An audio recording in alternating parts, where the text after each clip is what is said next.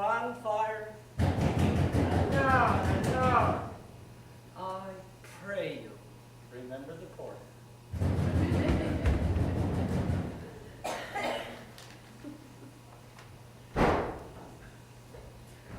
Was it so late, friend, ere you went to bed, that you do lie so late? Faith, sir, we were carousing until the second cup. And drink, sir, is a great provoker of three things. What three things does drink especially provoke? Mary, sir, nose painting, sleep, and urine. Lechery, sir, it provokes and unprovokes. It provokes the desire, but it takes away from the performance. Therefore, much drink may be said to be an equivocator with lechery. It makes him and admires him, sets him on, and takes him off. It persuades him and disheartens him, makes him stand to and not stand. In conclusion, equivocates him in his sleep, and giving him the lie, leaves him. I believe drink gave thee the lie last night. That it did, sir, in the very throat of me. But I requited him for his lie, and I think being too strong for him, though he took up my legs sometimes, yet I made a shift to cast him. Is thy master stirring? Our knocking has awakened him. Here he comes. Good morrow, noble sir. Good morrow, both. Is the king stirring, worthy thing? Not yet. He did command me to call timely on him. I have almost slipped the hour. I'll bring you to him. I know this is a joyful trouble to you, but yet 'tis one. The labor we delight in, physics, pain. This is the door. I will make so bold to call, for 'tis my limited service. Goes the king hence today? He does. He did appoint so. The night has been unruly, some say. The earth was fevers and did shake. It was a rough night. Oh, horror. Horror! What's the What's matter? Confusion now hath made his masterpiece. Most sacrilegious murder hath provoked the Lord's anointed temple, and stole thence the life of the building. What is to say? The life? Mean you, his majesty? Approach the chamber and destroy your sight with the new Gorgon. Do not bid me speak, see, and then speak yourselves. Awake! Awake! Ring the alarm bell! Murder and treason! Banquo and Donalbain! Malcolm! Awake! And look on death itself! Up! Up and see the great doom's image! Malcolm! Banquo! What's the business that such a hideous trumpet calls to party the sleepers of that house? Speak! Speak! Gentle lady, 'tis not for you to hear what I can speak. The repetition in a woman's ear would murder as it fell. Banquo! Banquo! Our royal master's murdered. Will alas walk in our house? Too cruel anywhere. Dear God, I prithee contradict thyself. Say this is not so. Had I but died an hour before this chance, I had lived a blessed time. For from this instant there's nothing serious in mortality. All is but toys. Renown and grace is dead. The wine of life is drawn, and the mere lees is left this vault to brag of. What is amiss? You are and do not know it. The spring, the fountain, the head of your life is stopped. The very source of it is stopped. Your royal father's murdered. By whom? Those of his chambers, as it seemed, had done it. Their hands and faces were embadged with blood. So were their daggers, which unwiped we found upon their pillows. No man's life is to be trusted with them. Oh, yet I do repent me of my fury that I did kill them. Wherefore did you so? Who could be wise, amazed, temperate and furious, loyal and neutral in a moment? No man. The expedition of my violent love outrun the pauser reason. Here lay Duncan, his silver skin laced with his golden blood, and his gashed stabs looked like a breach in nature for ruin's wasteful entrance. There the murderers, steeped in the colours of their trade, their daggers unmannerly breached with gore. Who could refrain, who had a heart to love, and in that heart courage to make his love known? Help me. Hence. Look to the lady.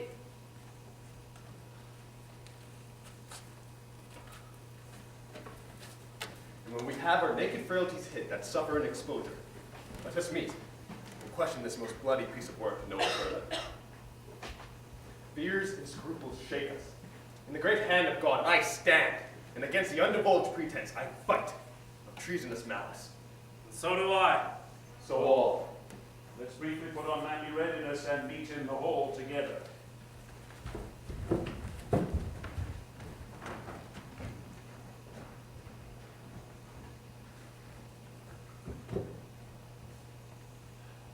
What will you do? We should not consort with them. To show an unfelt sorrow is an office which the false man does easy. I'll to England. To Ireland our separated fortunes will keep us both the safer. Where we are, there's daggers in men's smiles. The near in blood, the nearer bloody. This murderous shaft that shot hath not yet lighted, and our safest way is to avoid the aim. Therefore, to horse. Let us not be dainty in the leave-taking, but shift away. There's more than that theft which steals itself when there's no mercy left.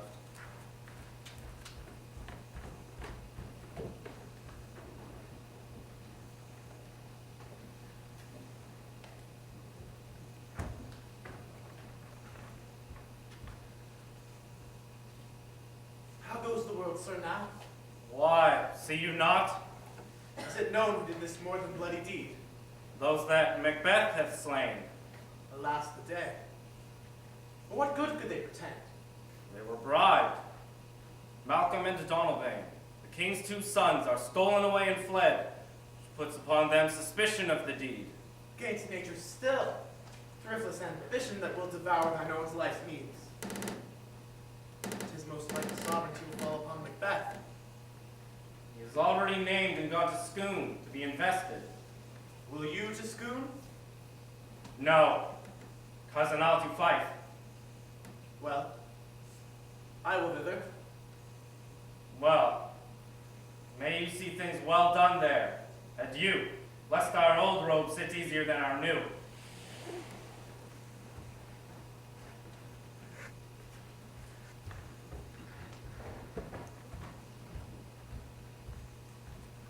Thou hast it now. King, Cawdor, Glamis, all as a weird woman promised. And I fear thou played most foully for it. Yet it's said it should not stand in thy posterity, but that myself be the root and father of many kings. Be there some truth in them, may they not be my oracles as well, to set me up in hope. But hush, no more.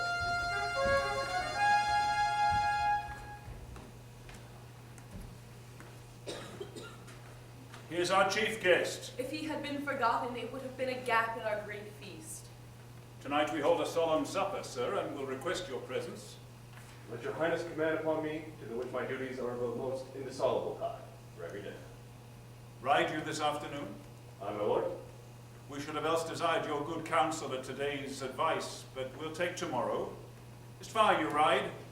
As far as fill the time twixt now and supper. Fail not our feast. I will not, my lord. We hear our bloody cousins are bestowed in England and in Ireland, not confessing their cruel parricide, filling their hearers with strange invention. But at that tomorrow, when therewithal we shall have cause of state craving us jointly. Goes Fleance with you? Aye, my lord. But our time does call upon us. Farewell. Let every man be master of his time till 7 at night. We will keep ourselves till supper time alone. Till then, God be with you. Sirrah, a word with you. Send those men our pleasure. They are, my lord, without the palace gate. Bring them before us. To be thus is nothing, but to be safely thus. Our fears in Banquo stick deep, and in his royalty of nature reigns that which would be feared. He chid the sisters when first they put the name of king upon me, and bade them speak to him. Then, prophet-like, they hailed him father to a line of kings. On my head they placed a fruitless crown, no son of mine succeeding. If it be so, for Banquo's issue have I defiled my mind. For them the noble Duncan have I murdered, to make them kings, the seed of Banquo kings. Who's there?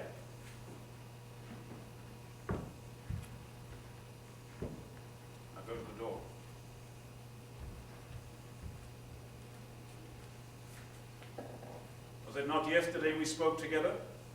It was, so please your highness. Well then, how have you considered of my speeches? Know that it was he in the times past who held you so under fortune which you thought had been our innocent self. This I made good to you in our last conference. You made it known to us.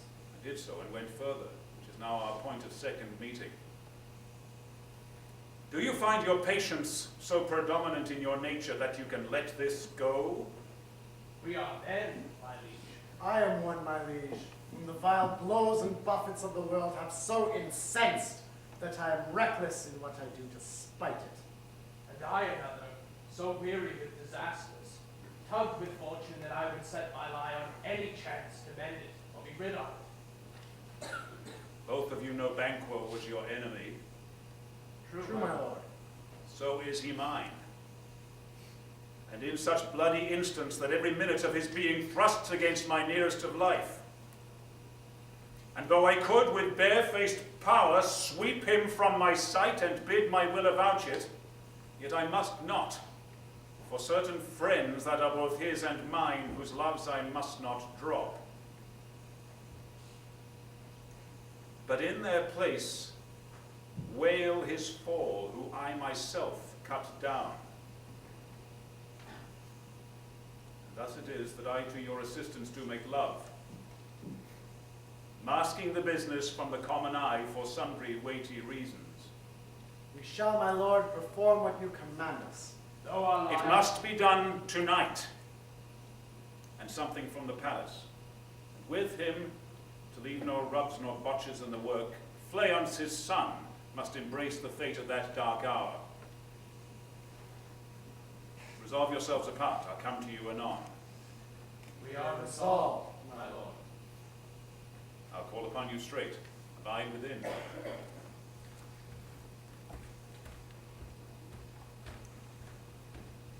It is concluded. Banquo, thy soul's flight, if it find heaven, must find it out tonight.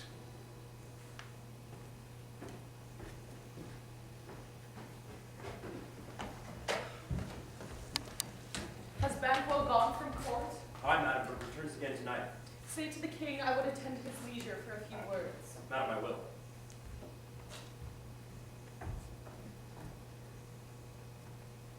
Naught's had, all spent, where our desire is got without content. 'Tis better to be what we destroy than by destruction dwell in doubtful joy. How now, my lord? Why do you keep alone of sorriest fancies your companions making, using only those thoughts which should indeed have died with them they think on? Things without all remedy should be without regard. What's done is done. We have scotched the snake, not killed it. Come on, be bright and jovial amongst our guests tonight. Oh, full of scorpions is my mind, dear wife. Thou knowest that Banquo and his Fleance lives. But in them nature's copy is not etern. There's comfort yet. They are assailable. Then be thou jocund. Ere the bat hath flown his cloistered flight, there shall be done a deed of dreadful note. What's to be done? Be innocent of the knowledge, dearest Chuck, till thou applaud the deed. Light thickens, and the crow makes wing to the rooky wood. Good things of day begin to droop and drowse, while night's black agents to their praise do rouse. Yes. Thou marvelest at my words, but hold thee still. Things bad begun make strong themselves by ill. So prithee, go with me.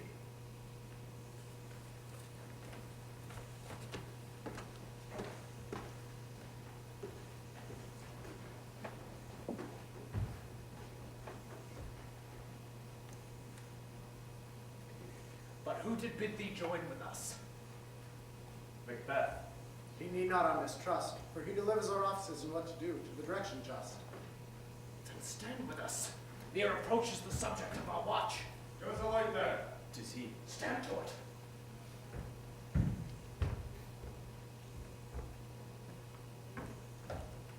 It'll rain tonight. Let it come down! Treachery! Fly, you fleers! Fly! Mace them!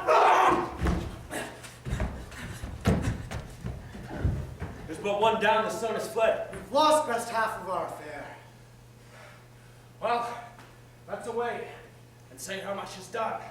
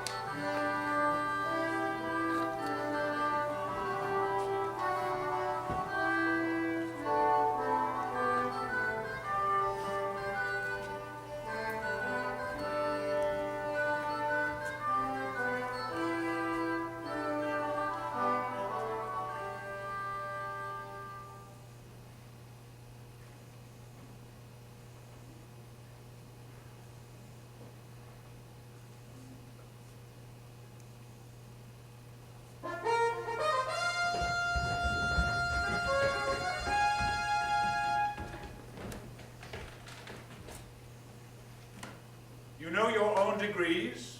To first and last, the hearty welcome. Thanks, your majesty. Be large in mirth, anon we'll drink a measure. There's blood on my face. Tis Banquo's then. Is he dispatched? My lord's throat is cut. That I did for him. Thou art the best of the cutthroats. Yet he's good that did the same for Fleance. If thou didst it, thou art the nonpareil. Most royal sir, Fleance has escaped. Then comes my fit again. I had else been perfect. Whole as the marble, bounded as the rock, as broad and general as the casing air.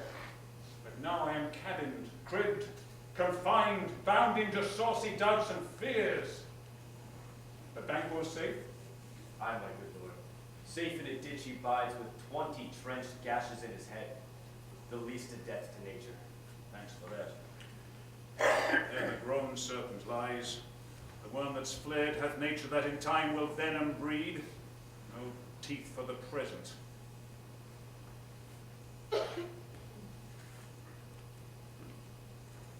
My royal lord, you do not give the cheer. Sweet remembrance, sir. Now, good digestion wait on appetite and health on both.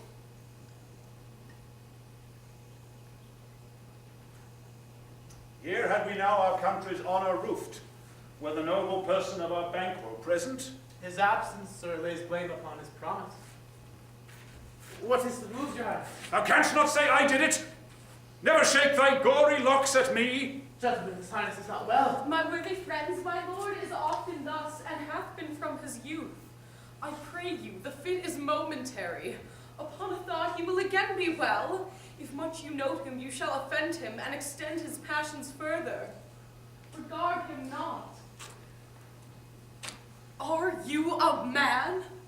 Aye, and a bold one that dare look upon that which might appall the devil. Oh, proper stuff. This is the very painting of your fear. This is the air-drawn dagger which you said led you to Duncan. Shame itself. Why do you make such faces? Prithee, see there. Behold, look, lo! How say you? Why, what care I? If thou canst nod, speak too. If charnel houses and our graves must send those we bury back, our monuments shall be the moors of kites. Quite a man in folly. As I stand here, I saw him. Fie, for shame. The time has been that when the brains were out, a man would die and there an end. But now they rise again with 20 mortal murders on their crown and push us from our place. This is more strange than such a murder is. My worthy lord, your noble friends do lack you. I do forget. Do not muse at me, my most worthy friends. I have a strange infirmity which is nothing to those that know me. Come, love and health to all. I drink to the general joy, and to our dear friend Banquo, whom we miss. Would that he were here. To all and him we thirst, and all to all. Avaunt and quit my sight! Let the earth cover thee! Thy bones are marrowless, thy blood is cold. Thou hast no speculation in those eyes that thou dost glare with. Think of this, good peers, but as a thing of custom. 'Tis no other, only it spoils the pleasure of the time. What man dare, I dare. Hence, horrible shadow, unreal mockery, hence. Why so? Being gone, I am a man again. I pray you all be still. You have displaced the mirth, broke up the good meeting with most admired disorder. Can such things be and overcome us like a summer's cloud without our special wonder? You make me strange even to the disposition that I owe, when now I think you can behold such sights and keep the natural ruby of your cheeks when mine is blanched with fear. What sights, my lord? I pray you speak not. Question enrages him. He grows worse and worse. At once, good night. Stand not in the order of your rank, but go at once. Good night, and better health attend his majesty. A kind good night to all. We'll have blood, they say.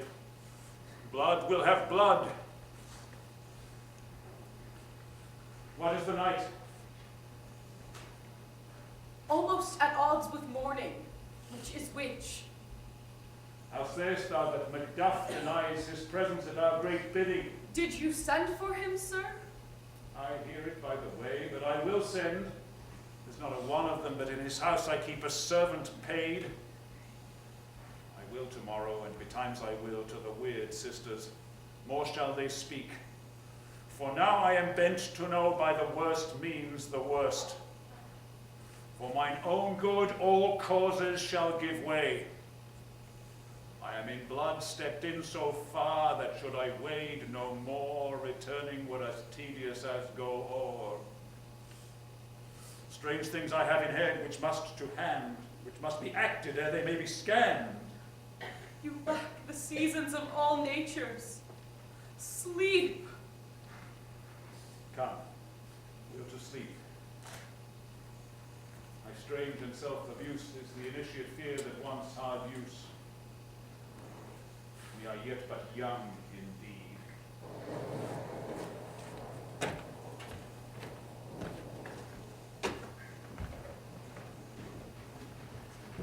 Thrice the brindled cat hath mewed. Thrice and once the hedge pig whined. Hark. 'Tis time. 'Tis time.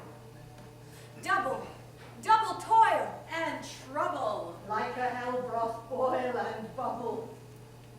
Double, double toil. Like a finger of birth, strangled babe, ditch delivered by a drab, make this grow thick and slab. Double, double toil. Like a hell broth. Boil and bubble.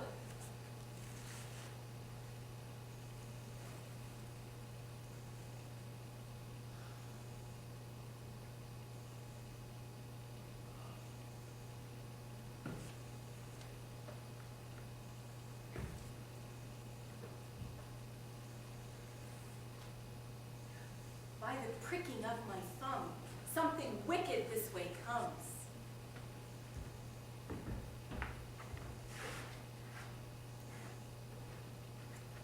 How now, you secret black and midnight hags? I conjure you by that which you profess, howe'er you come to know it.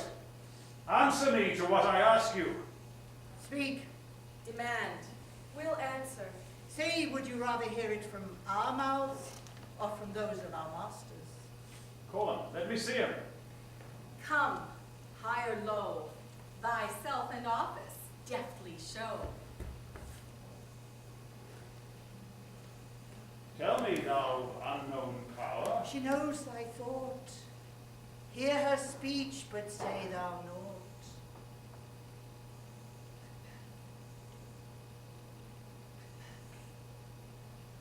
Macbeth, beware Macduff, beware the Thane of Fife. Dismiss me. Enough. Whate'er thou art, for thy good caution, thanks. Thou hast harped my fear aright. But one word more. She will not be commanded. Here's another, more potent than the first.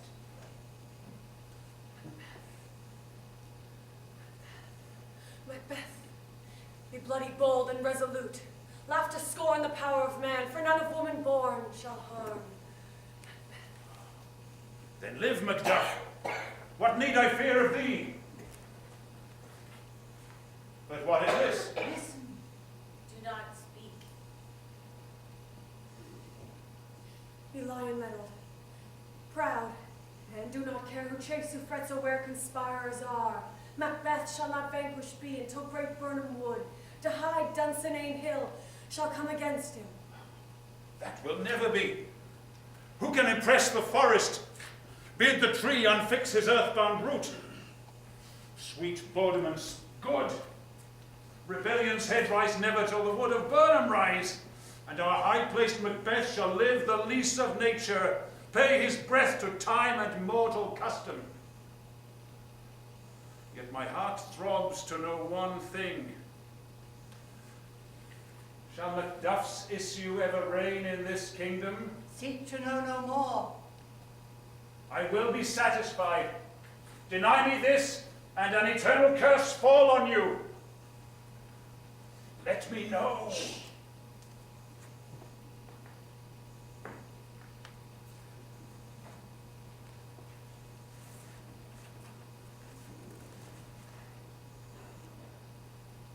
Show. Show.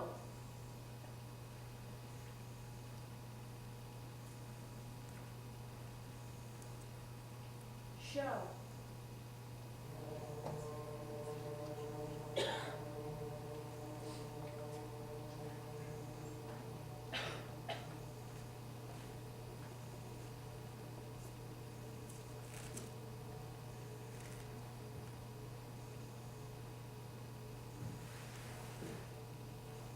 Show his eyes, and grieve his heart. Come, like shadows.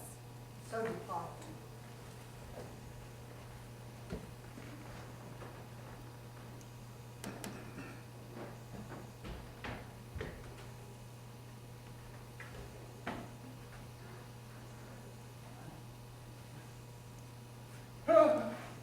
Thou art true like the spirit of Banquo. Down!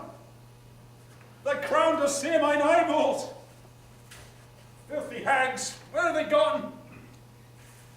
Let this pernicious hour be accursed in the calendar. Saw you the weird sisters? No, my lord. Came they not by you? No, indeed, my lord. Who was't came by? 'Tis 2 or 3, my lord, that bring you word. Macduff is fled to England. Fled to England. Aye, my lord.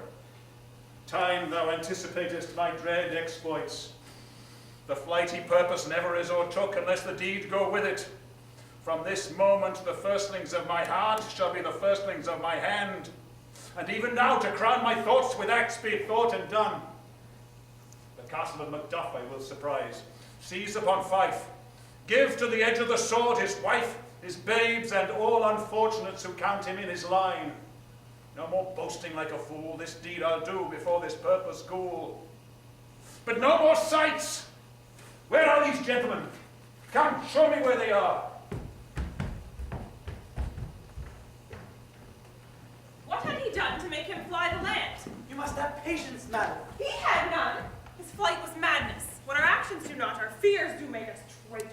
You know not whether it was his wisdom or his fear. Wisdom.